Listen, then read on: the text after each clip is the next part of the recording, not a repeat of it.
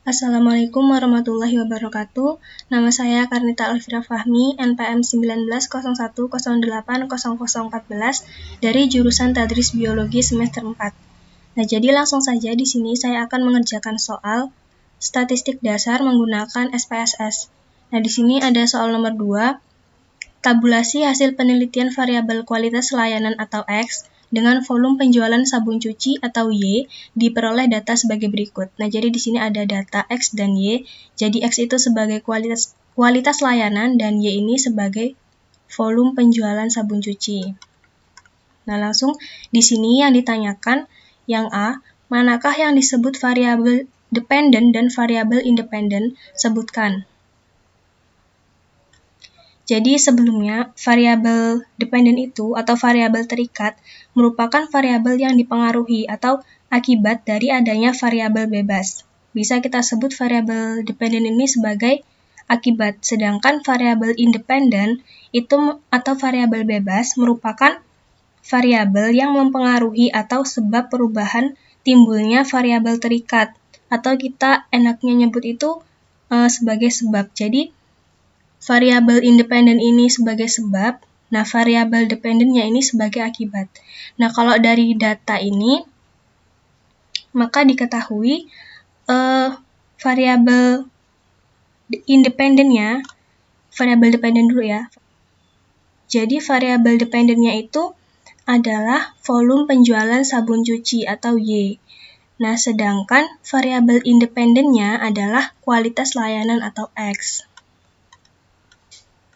Langsung yang B, jelaskan bagaimana hubungan korelasi antar dua variabel tersebut berdasarkan hasil analisa SPSS. Nah, jadi langsung kita analisa aja menggunakan SPSS ya. Sebelumnya data X dan Y ini sudah saya pindahkan ke Excel supaya memudahkan kita untuk menyalin ke SPSS-nya. Jadi ini kita salin aja. Kita masukkan ke SPSS.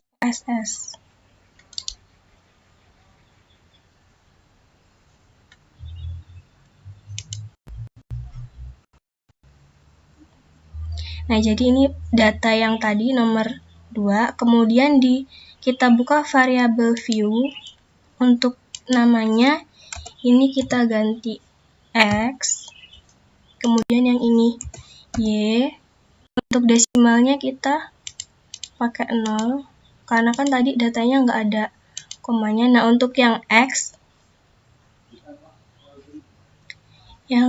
tadi kualitas layanan. Jadi kita tulis labelnya kualitas layanan. Nah, untuk yang Y, volume penjualan sabun cuci. Jadi di sini kita tulis volume penjualan cuci. Nah, jadi sudah seperti ini, kita masukkan untuk namanya dan sebagainya. Kita kembali lagi ke data view ya. Kemudian, ini kan datanya udah sama yang kayak di soal tadi ya. Ini. Langsung aja kita klik analyze. Kemudian kita klik correlate. Kemudian yang bivariate. Nah, kedua variabel ini kita masukkan ke kolom variabel. Nah, jangan lupa yang correlation coefficient yang persen ini harus kecentang. Kemudian langsung kita OK. Nah, jadi sudah muncul hasil outputnya seperti ini ya. Jadi dari hasil ini kita bisa mengetahui nih apakah kedua variabel itu memiliki hubungan yang positif atau negatif. Ya, sebelumnya uji korelasi itu bertujuan untuk mengetahui tingkat keeratan hubungan antar variabel yang dinyatakan dengan koefisien korelasi atau R kecil. Jenis hubungan antar variabel X dan Y itu dapat bersifat positif dan negatif. Untuk dasar pengambilan keputusannya, itu jika nilai taraf signifikansinya itu kurang dari 0,05, maka dia tidak berkorelasi. Sedangkan jika nilai signifikannya itu lebih dari 0,05, maka tidak berkorelasi. Jadi kita langsung lihat aja di sini untuk taraf signifikasinya itu 0,703, sama juga sama yang di sini. Untuk yang volume penjualan sabun, signifikannya juga 0,703, jadi sama. Nah, berarti karena ini 0,703 ini dia lebih dari 0,05, maka dia tidak berkorelasi. Berarti variabel X dan Y atau kualitas layanan dan volume penjualan sabun cuci ini tidak berkorelasi.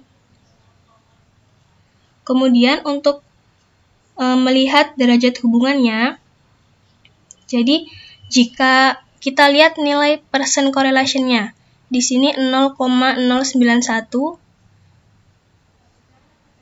di sini juga 0,091. Jadi nilai percent correlation itu jika ada ketetapannya, jadi kalau dia 0,00 sampai 0,20, dia artinya tidak ada korelasi. Jika 0,21 sampai 0,40, maka korelasinya lemah. Jika 0,41 sampai 0,60, artinya korelasi sedang. Jika 0,61 sampai 0,80, artinya korelasinya kuat. Dan jika 0,81 sampai 1,00, artinya korelasinya sempurna.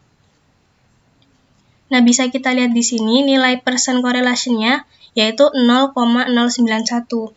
Artinya dia kan ada di antara 0,00 sampai 0,20 kan. Artinya derajat hubungannya itu tidak ada korelasi.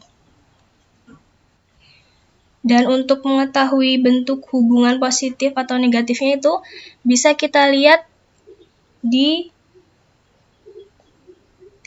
nilai korelasinya ini. Jadi nilai percent correlation-nya ini kan dia positif ya. Jadi kalau dia ada tanda negatifnya berarti dia itu memiliki hubungan yang negatif. Nah, kalau nggak ada tandanya berarti dia memiliki hubungan yang positif. Karena di sini nilainya positif berarti variabel X dan Y ini memiliki bentuk hubungan yang positif. Jadi bentuk hubungan yang positif itu jika semakin tinggi variabel X, maka semakin tinggi pula Y-nya. Sedangkan jika semakin rendah X, maka semakin rendah juga Y-nya. Sedangkan untuk bentuk hubungan negatifnya, jika semakin tinggi variabel X, maka semakin rendah variabel Y-nya. Begitu pula sebaliknya. Jadi di sini dia memiliki hubungan yang positif ya. Jadi kesimpulannya tuh variabel X terhadap Y ini tidak memiliki korelasi, dan derajat hubungannya itu tidak ada korelasi. Nah, kemudian kita lanjut ke soal yang nomor 3.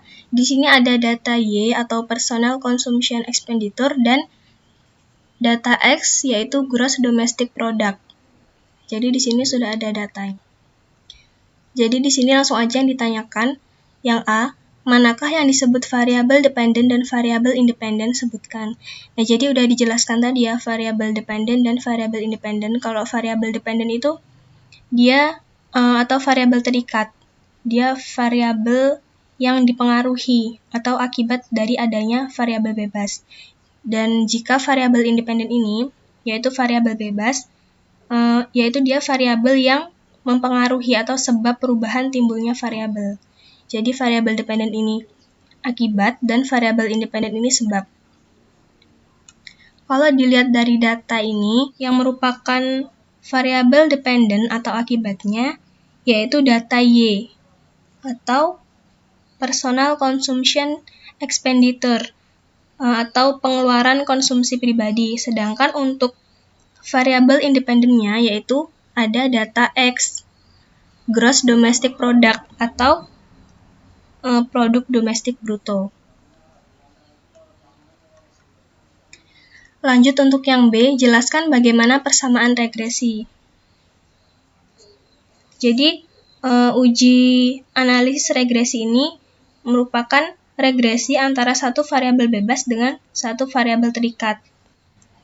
Nah, jadi langsung saja untuk analisis regresinya kita masukkan data Y dan data X-nya ini ke SPSS. Jadi untuk memudahkan, di sini saya sudah menulisnya terlebih dahulu di Excel. Jadi tinggal kita salin aja, kemudian kita masukkan ke SPSS-nya.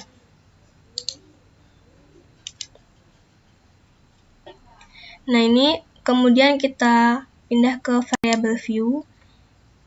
Untuk yang pertama ini tadi kan untuk data Y, kemudian yang kedua ini untuk data X.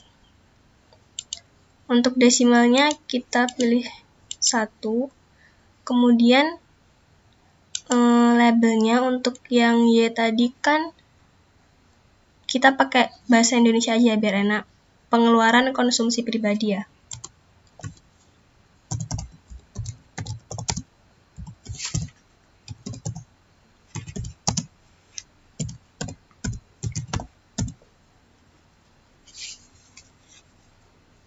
Nah, untuk yang data X itu produk domestik bruto.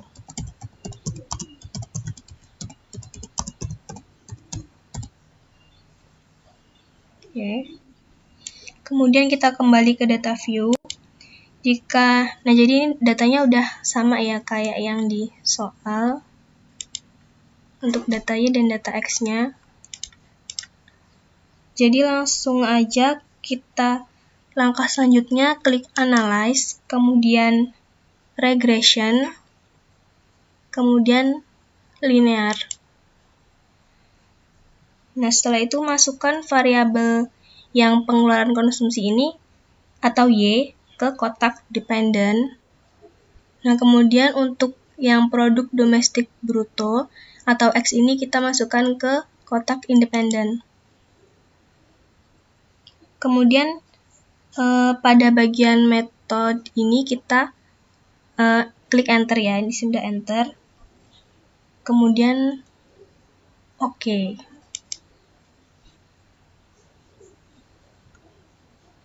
Nah, jadi di sini sudah ada hasil outputnya. Jadi langsung saja kita buat persamaan regresinya. Jadi secara umum rumus persamaan regresi linear sederhana itu Y sama dengan A plus BX. Sementara untuk mengetahui nilai koefisien regresi tersebut kita dapat berpedoman pada output yang berada pada tabel koefisien ini. Nah, untuk kita masukkan ke persamaan tadi ya. Untuk A-nya, yaitu angka konstan dari unstandardized koefisien ini, dia untuk nilai A-nya. Dalam kasus ini, nilainya itu sebesar minus 186,086. Angka ini merupakan angka konstan yang mempunyai arti bahwa jika ada produk domestik bruto atau X, maka nilai koefisien pengeluaran konsumsi pribadi atau Y adalah sebesar minus 186,086. Nah, kemudian untuk yang B, itu merupakan angka koefisien regresi. Nilainya sebesar 0,707. Ini ya. Nah, angka ini mengandung arti bahwa setiap penambahan 1% produk domestik bruto atau X, maka pengeluaran konsumsi pribadi atau Y akan meningkat sebesar 0,707.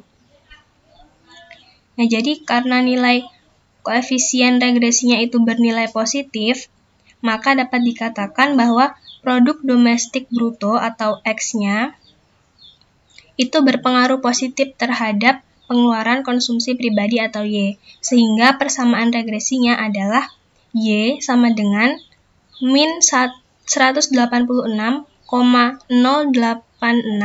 plus 0,707X. Jadi dimasukkan ke persamaan tadi.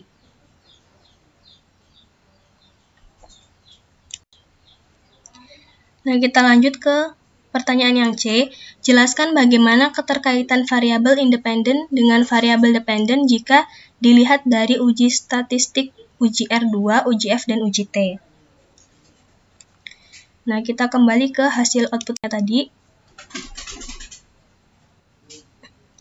Nah, untuk yang R2 itu merupakan koefisien determinasi atau R² ini ya, yang bermakna sebagai sumbangan pengaruh yang diberikan variabel bebas atau variabel independen terhadap variabel terikat atau variabel dependen. Atau dengan kata lain, nilai koefisien determinasi atau R² ini berguna untuk memprediksi dan melihat seberapa besar kontribusi pengaruh yang diberikan variabel X terhadap variabel Y. Untuk mengetahui besarnya pengaruh produk domestik bruto atau X terhadap pengeluaran konsumsi pribadi atau Y. Nah, jadi kita dapat berpedoman pada nilai R² ini atau R2 yang terdapat pada output SPSS di bagian model summary. Jadi kita bisa lihat untuk R2-nya di sini, yaitu R² ini. Dari output ini diketahui nilai R²-nya itu sebesar 0,998. Nilai ini mengandung arti bahwa pengaruh produk domestik bruto atau X terhadap pengeluaran konsumsi pribadi Y adalah sebesar 99,8%. Sedangkan sisanya, yaitu 100% dikurangi 99,8%, berarti kan tinggal 0,2%. Nah, itu sisanya pengeluaran konsumsi pribadi dipengaruhi oleh variabel yang lain yang tidak diteliti. Nah, selanjutnya untuk uji F itu digunakan untuk menghitung variabel bebas secara bersama-sama terhadap variabel terikatnya. Nah, untuk data ini kita tidak bisa menggunakan uji F karena uji F itu variabel independennya harus lebih dari satu, sedangkan di data ini kan dia variabel independennya cuma satu, yaitu yang ini, gross domestic product.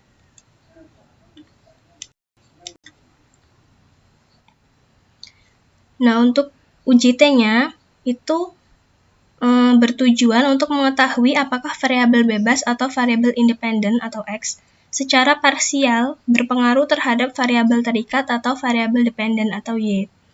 Dari tabel output SPSS yang koefisien ini, kita akan melakukan uji untuk mengetahui apakah variabel produk domestik bruto atau X secara parsial berpengaruh terhadap variabel pengeluaran konsumsi pribadi atau Y.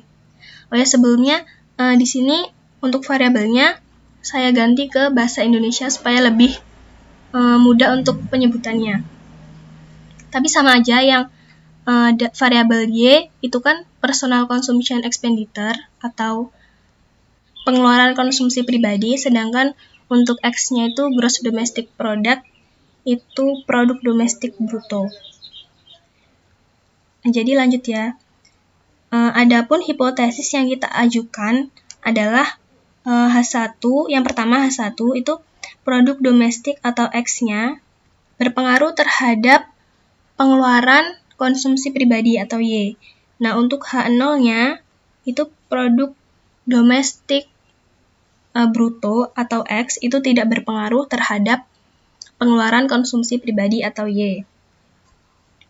Nah, sebagai dasar pengambilan keputusan bisa dengan melihat taraf signifikasinya. Jika taraf signifikasinya itu kurang dari 0,05, maka ada pengaruh variabel bebas atau X terhadap variabel terikat atau Y. Yang kedua, jika signifikasinya itu lebih dari 0,05, maka tidak ada pengaruh variabel bebas atau X terhadap variabel terikat atau Y. Kita lihat di sini taraf signifikasinya itu kan 0,000, berarti dia kan kurang dari 0,05 ya, berarti dia terima H1 atau produk domestik X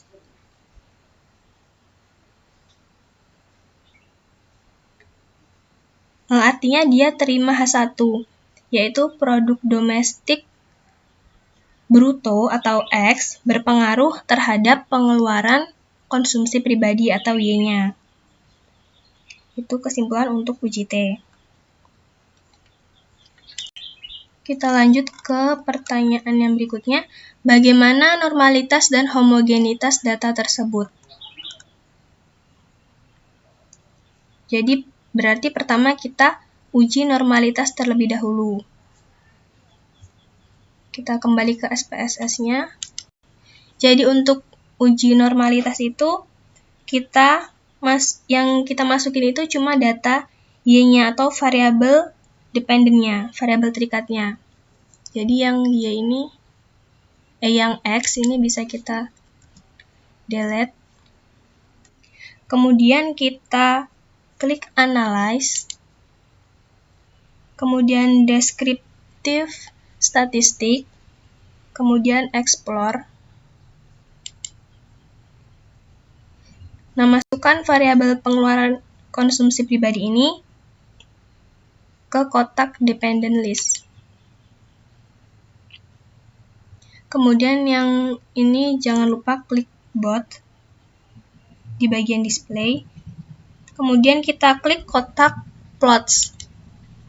Nah, di sini kita klik yang Factors Levels Together. Kemudian di bagian deskriptifnya ini klik yang histogram. Kemudian jangan lupa klik Normality Plots with Test. Continue. Kemudian oke. Nah, jadi di sini sudah muncul hasil outputnya. Kita lihat di tabel yang Test of Normality. Jadi, normalitas dari data tadi dikatakan berdistribusi normal karena taraf signifikasinya ini pada kolom Kolmogorov, Smirnov, dan Shapiro-Wilk ini dia taraf signifikasinya itu lebih dari 0,05, maka dikatakan berdistribusi normal.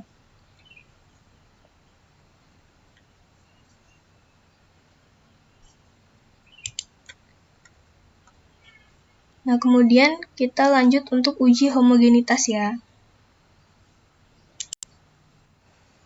Nah, jadi untuk uji homogenitas itu untuk mempermudah proses melakukan uji homogenitas dengan SPSS, maka kita perlu membuat kategorisasi atau pengkodean data untuk personal consumption dan gross domestiknya. Nah, jadi data Y dan X-nya itu kita akan jadikan satu kolom, kemudian yang di kolom kedua ini kita taruh untuk kodenya gitu. Jadi ini kan tadi sampai 15, kita masukkan data X-nya ke bawah data Y. Nah, di sini kemudian untuk tabel yang selanjutnya ini kita untuk tempat kode. Jadi untuk yang data Y ini kita kasih kode 1 ya, semuanya. Sampai tadi kan ada 15 datanya. Nah, kemudian untuk yang data X itu kita kasih kode 2.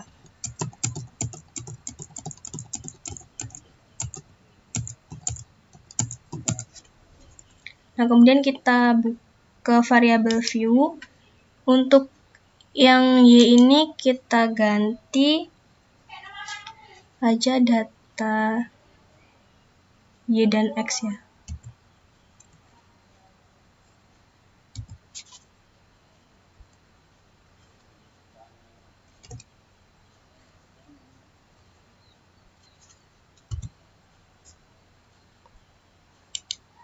Nah, untuk yang ini kita kasih namanya, untuk kodenya ini kita kasih nama kelompok. Dan untuk desimalnya 0. Untuk labelnya ini kita ganti data X dan Y. Untuk label yang kelompok,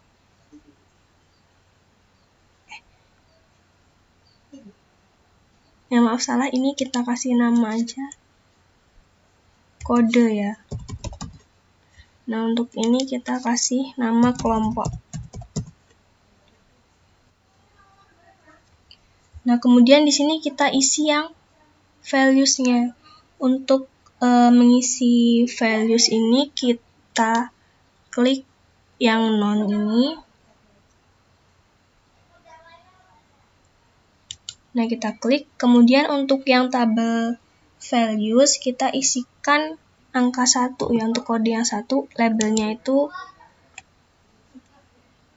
personal consumption.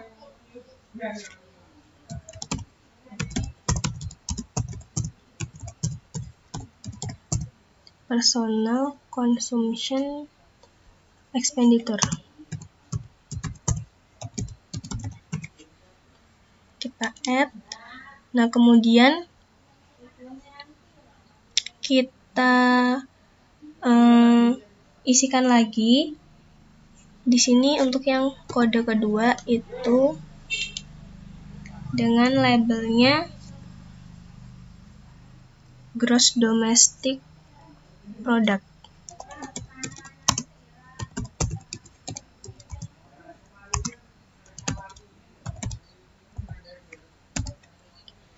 Kemudian kita add lagi. Lalu klik OK.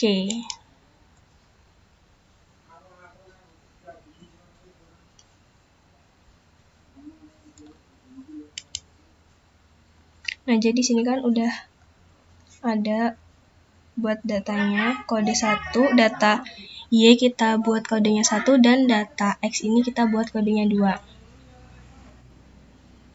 Kemudian kita klik Analyze, Compare Means, kemudian One Way ANOVA.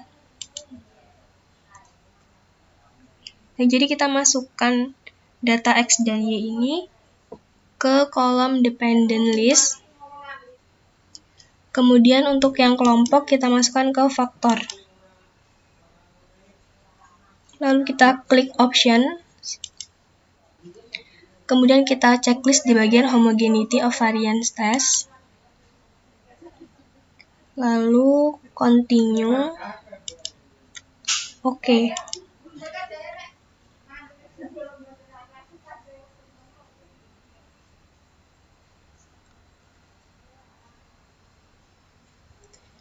Nah, jadi di sini sudah muncul outputnya untuk uji homogenitas. Di sini berdasarkan tabel output yang test of homogeneity ini diketahui untuk taraf signifikasinya itu 0,173. Jadi data ini dinyatakan homogen atau sama karena dia taraf signifikasinya itu lebih dari 0,05. Yaitu 0,173.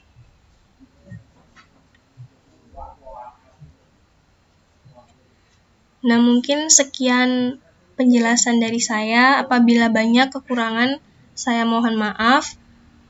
Saya akhiri. Wassalamualaikum warahmatullahi wabarakatuh.